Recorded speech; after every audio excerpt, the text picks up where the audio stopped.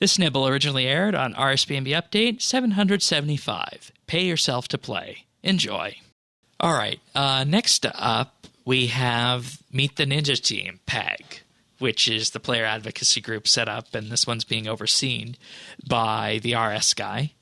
And, you know, we're going to have to wait and see about what happens with the next player advocacy group, because what we got here is we got high-level invention, we have PVM, we have a clue scroll nerd, we have a maxed player, we have a 200 mil Iron Man, we have another PVMer, we have someone from the PVM Encyclopedia, and we also have someone from one of the top skilling clans out there. Yeah, so this really ruffled some feathers, huh? It did. It did. We're because not super happy about this. Because everything that we see with this PAG is, you know, it's all structured in towards one group of players. And, you know, our producers just had a good discussion on this week, and the general resounding opinion on this from most people is that, you know, it's too elitist on this front.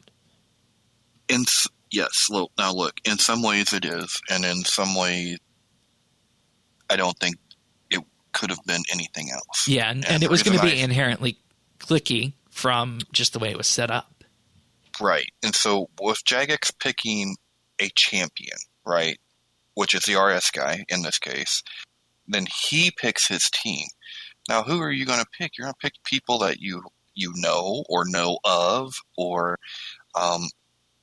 you're familiar with, right? So I'm not surprised at the people that he picked. Now, that being said, too, being the first PEG, having all that pressure, picking your team, could he have come out and just picked a bunch of average players, or would we be having a discussion going, well, what do these people know? They don't know. Right, and you know, and that's my general sense, is that it's hard to find an average player who knows what they're doing and is going to be able to contribute to this. But would be respected by people. You know what I'm saying? Like, that's the thing here. And so, but distilling this down, it comes down to various tags. You got PVM, Invention, Clue Scrolls, an insane skilling clan, 200 mil Iron Man, 200 mil player, PVM. Right. And they all cluster around that. Yes. And we saw some data that the average level of skills for the community at large is in the 60s to 70s. So the question is, can someone who is a 200 mil max player, or someone who leads an insane skilling clan, and someone who does PVM every day be representative of someone in their 60s and 70s for the Ninja Team? Or is this Ninja Team player advocacy group going to just be tasked with coming in with ninja fixes that the top echelon of players like? And if that's fine, if they want to do that for the first one, good, do it. But the next one had better be reoriented differently. Well, and that has been my whole thing from the beginning. And that's why it's also kind of hard to pass judgment on it right now. Right. I have to see what what the next champion pick is. That is going to determine a lot of, like, for me, things will fall into place. Number one, right now, I can't tell if Jagex will be playing favorites. I can't tell if they're going to stick to what they deem as influencers, meaning streamers,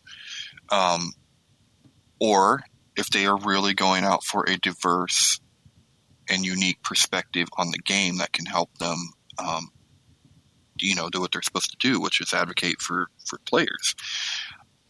That all happens with this next pick, because that person is going to pick people. And these are only month-long contracts too, by the way. Oh, really? Okay. Yeah. So it ends at the end of May. Oh, okay. They complete their work on May 15th, and shortly thereafter we get the debriefing on that. Though it'll have redacted info, of course. Okay. See, I thought that there was going to be several of these that were going throughout at the same time. Okay. that was a little unclear then, because I guess I didn't see that. Yeah. I don't know though.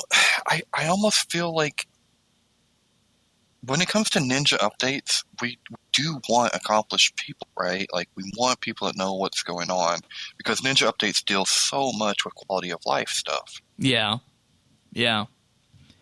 But it's just a question, can you get those to precipitate downwards? That's the $1 million question. Yeah. Right? Yeah. And I mean, there's so much to be seen. There's so much that we're going to know with the next one that, that's what's got me just kind of, stuck here without being able to pass a lot of judgment, because you don't want to pass judgment before things change. Well, I just don't have the information. Yeah. Like, I can't do it with just a partial data set here. You know what I mean? Like, and for me, it makes complete sense of who he would pick. And honestly, like, we might say it's elitist, but those are some quality players, like, that know the game inside and out.